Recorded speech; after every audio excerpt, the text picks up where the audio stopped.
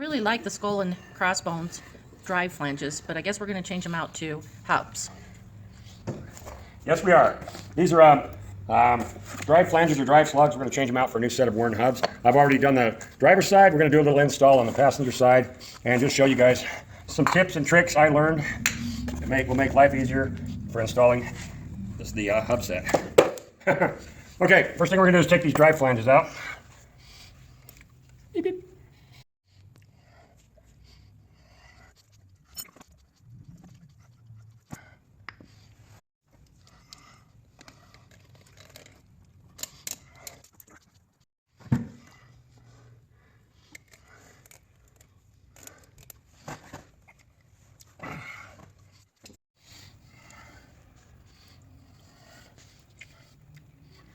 These flanges just pull out.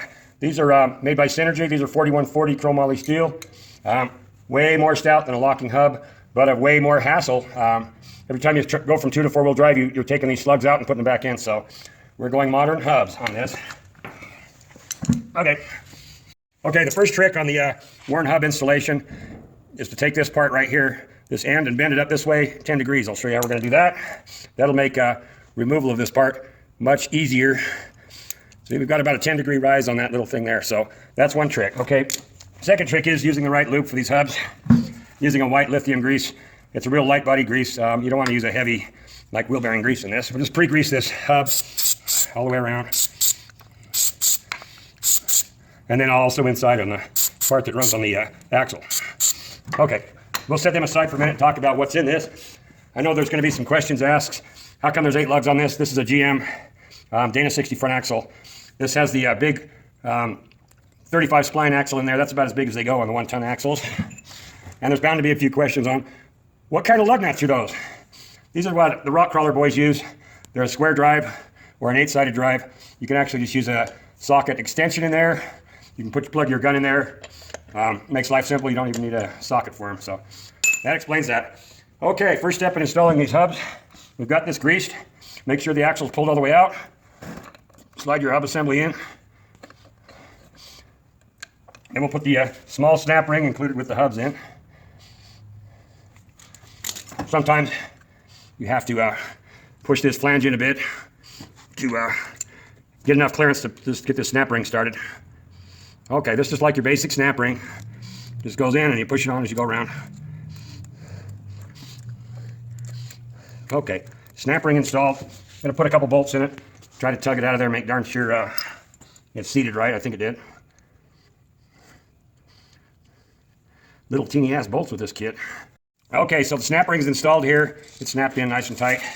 And now for the big lock ring. Warren supplies this lock ring. And it's too big. You can't just push it in like a straightforward lock ring. You have to actually rotate the son of a gun around like that. And the only way I found that it works is to lube the shit out of this lock ring. So we're going to spray it. It's got to be lube, or it won't slide around. It'll hang up, and you'll be cussing. I never cuss much, but God damn it, sometimes. Okay, this has 3 slots here in it. 1, 2, 3. You have to start this lock ring in one of the slots and work it around. It's really a stupid design. I guess Warren didn't want their hubs to fall out. Start it in that way. Work it around with your vice grips. Pause it.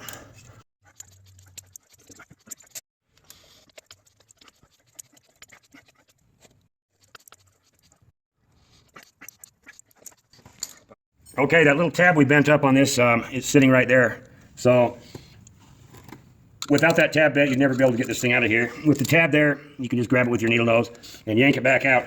That's a piss poor design. I'm not too impressed with Warren's design of that. Whew.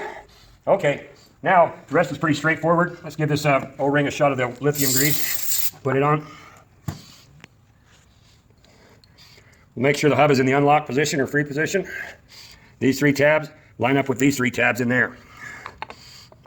Okay, 6 bolts, and we're cooking. I can pause it.